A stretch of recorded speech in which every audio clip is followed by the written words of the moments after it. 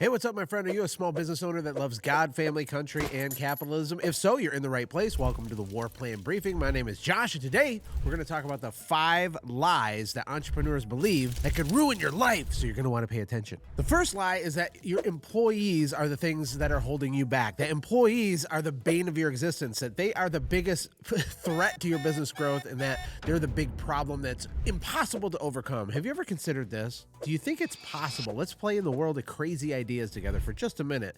Is it possible that it's not that millennials don't want to work, but maybe they just don't want to work for you? Have you ever thought about that? Have you ever thought about possibly you're not being noisy enough in the way that you market and attract employees? You ever thought about that? Look, I'm not here to beat you up, but I am here to give you some tough love and make you wake up, because people love to pick on employees as the reason that they're stuck broke and their business isn't growing.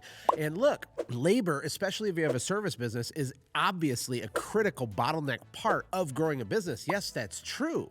But the way that we solve that isn't by complaining about Gen Zers that like to play Fortnite and be on Twitch and live stream, and they don't want to work for you, and they want to have a tiny house and live in their camper and travel around the United States instead of work for you.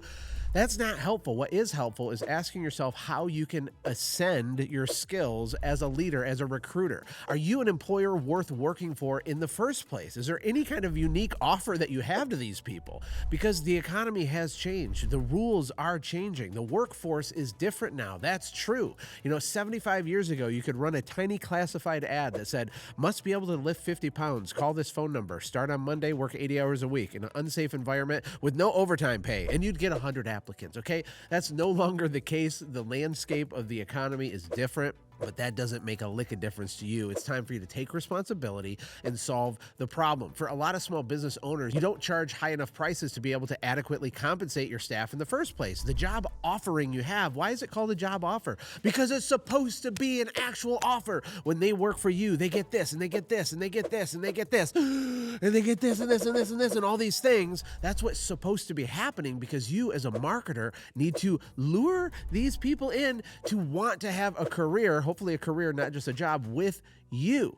So to summarize this point, it's not the external factors of employees being harder to recruit and retain. It's the internal factors in your brain that you need to level up if you're going to take your business to the next level. The second big lie that hordes of small business owners believe is that capital is the reason that they're not successful. Access to cash and capital is the reason that they can't make the living that they want, and they can't build the wealth that they want. And that's a bold-faced lie almost always. Now, depending the type of business that you have, and you would have known this before going into the business that you have, it can be more capital intensive than others. But the truth is, for most people, they need to become more resourceful. They don't need more resources, okay? We want an external thing to solve our problem. We think that the bank signing a check to you is going to fix something. A lot of people get into debt and then make their business worse. You know why? Because they use the debt, they use the capital to experiment. The true best way to use capital is to go faster with a proven model that's already working. If you've already figured it out and cracked the code on how to market and how to sell and how to ascend and how to make your customers more valuable and how to recruit and how to retain and how to train and how to develop employees, if you've already figured all of this out, sure, you can go get capital and add fuel to the fire and grow faster. But for most people, they don't have these things figured out in the first place. And they want to use capital or debt or investment money and give up equity in your company so you can go try stuff out, because truly deep down in your heart, you have a misunderstanding that the real bottleneck of the company always is you and me. It's ourself. It's the internal war going on in our mind. It's the battle of worthiness, the battle of shame, the battle of laziness for a lot of people. How hard are you actually working? And if I gave you money, do you even need it? Because the truth is, if you go knock on doors, shake hands, kiss babies, and go boots on the ground and really become this charismatic, on-fire person promoting your products and services, and you did that for an extended period of time, it's impossible to not get a bunch of money. You can self-generate the capital that you need with the mindset that you have. And if you're not able to do that, then I am nervous for whoever decides to give you capital in the first place. The third big lie that business owners believe, I call it the technical perfection deception. Let's say that you only make $100,000 a year and you want to make $500,000 a year in personal income. That's cool. That's admirable. That would put you well into the top 1% of income earners in the United States. And so what do? You try to get even better at the thing that you do. You try to get even better at the way that you understand the PSI and the flux capacitor and the nuance of the flux inverter valve and the ball bearing of the inverted hip hypnosis ring. What I'm talking about is the technical side of carpet cleaning or pressure cleaning or fill in the blank with whatever service you have. The truth is, guys, is that being technically the best at the deliverable that is for sale in your business is not the thing that makes you successful. I had a conversation with a carpet cleaner many years ago who was complaining and going on and on about how much he hated Stanley Steamer. You ever heard of Stanley Steamer? They have these little trucks. They drive around, they clean carpet for like $7. They have these like lowball offers and these slimy sales tactics. I don't know that much about Stanley Steamer, but I do know that the founder lives on an island and flies a helicopter, and you probably don't. Okay, you don't. And so you can choose to be technically better and complain with your tiny, small, broken business where there's a huge risk profile on you, because if you get hurt or sick, you have no money anymore because you can't scale a real company. You're just self-employed, which is not the same thing as having a business in the first place. Or you can understand that technical perfection, the reason I call it the technical perfection deception, you being perfectly technical about the nuance of the thing that you sell is not the key to grow the business. You have to get good at sales and marketing. You have to become the loudest, biggest, best advocate for your products and services. You have to be smarter and more nuanced in the way that you approach your messaging and the timing and the targeting and the offers that you bring to the marketplace and the sales process that you use and the way you recruit and retain and train your employees.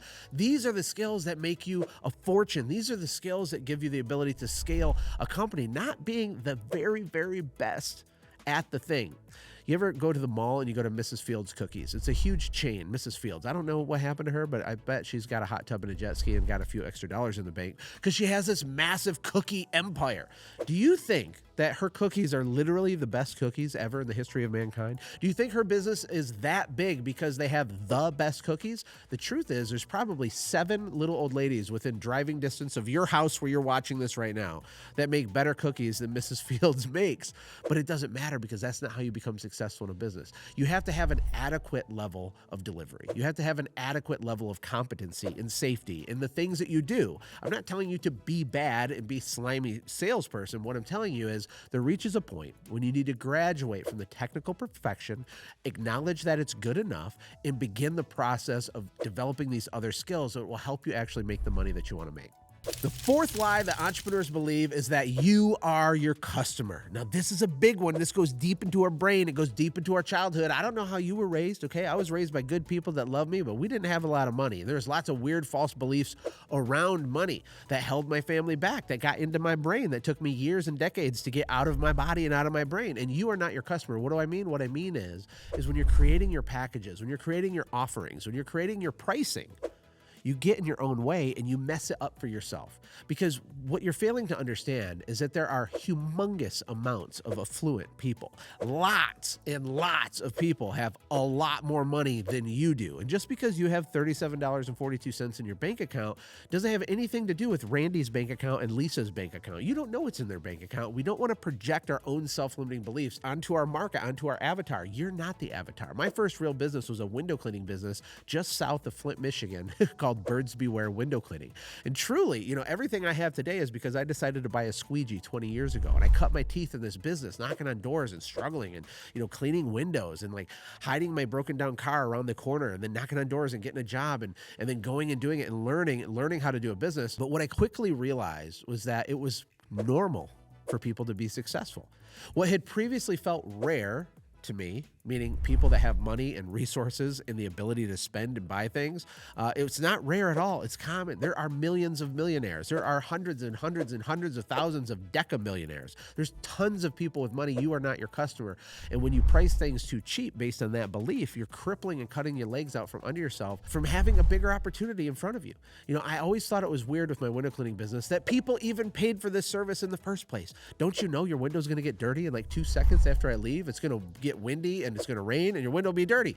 But guess what? It's a multi-bajillion dollar huge industry with over 100,000 people that support their families and have multi-million-dollar companies cleaning windows for people that are not me. People that are not me. I don't particularly see lots of value in spending money to clean dirt off a glass, particularly, although it's nice. But especially before I had money and resources, I thought it was the craziest thing. I think it's important for you to remember that you are not your customer. And when you're building your offers, have the courage to put it out there and to ask for that higher price, because more times than not, you're going to be surprised when people say, oh, great, can you come on Tuesday? And last but not least, the fifth lie that entrepreneurs believe is that you hitting your goal will actually satisfy you. at all. And whether it's $1 million goal or a $10 million goal, it doesn't matter where the yardstick currently is, because when you do hit the goal, you will move the yardstick in perpetuity until you're 87 and you fall over dead. This is what happens. I've worked with over 1,000 small business owners, and I've seen it over and over and over in my own life and in everybody's lives, is that we're perpetual movers of the yardstick. You know, when you tell a little kid not to touch a hot stove, you know, they kind of don't really believe you until they touch the hot stove, and now they have a new level of understanding, right? Like pain is an excellent teacher. It's an excellent teacher. They touch it, now they know, now they won't touch it again. The same is true with the $1 million thing. You go on the internet with the Gary V's and the Grant Cardones and the hustle grind culture and all these idiots running around saying, you got to make money, money, money, money, get rich, get rich, get rich, do nothing, 4-hour work week. There's all this stuff going in your head. And so you begin to lay down your life and run towards the pursuit of this thing, because all of culture and society has told you that this is the thing. Your wife will actually love you and respect you if you hit the $1 million, right? Your high school guidance counselor from 13 years ago, yeah, you're going to show him when you hit the $1 million. The truth is that nobody cares. No one cares about you like you think they do. They're not sitting around thinking about you. And the guidance counselor in your broken marriage is not going to be repaired by you hitting the $1 million. Even the amount of money that you have in your account after all the expenses won't be that magical to you anyway. I promise it's really true. It's just that people don't believe me until they find out for themselves. I'm more of a fan of this idea of ambitious contentment. I am a high achiever. I want to push and drive and grow. I want you to push and drive and grow, but it's really important that you understand that the satisfaction you're seeking needs to come from the journey itself, not from the destination, because it's almost like this oasis that you're running towards. And when you do get there, it'll feel really cool for about 2 minutes, and then it will be empty in every category. If you need to fix your marriage, do it right now while you're building your business. You don't need to achieve that to fix this, right? If you need more money, be more financially responsible right now. Make a budget, save something, delete an expense, take a cheaper vacation. This isn't rocket science. And the goal that you're running towards is valid, and I honor that, but it's not going to hit like you think it will when you get it. And if you can't find a way to find joy in the journey as you're going, you're going to get burnt out, you're going to get discouraged, and you're going to hurt a lot of people around you in this endless pursuit of more on accident. Hey, if you thought this was valuable, thank you. And consider subscribing to the channel, sharing it with friends, posting it all over the internet. Get like-minded small business Christian entrepreneur families to see this content, because I hope it can change your life and inspire you, because that's why we're doing this. My wife Ashley and I are here to serve entrepreneur families, and that's what this is all about. Also, leave me a comment. Let me know what you're thinking, what type of content you'd like to see, and I'll see you in the next video. Bye-bye.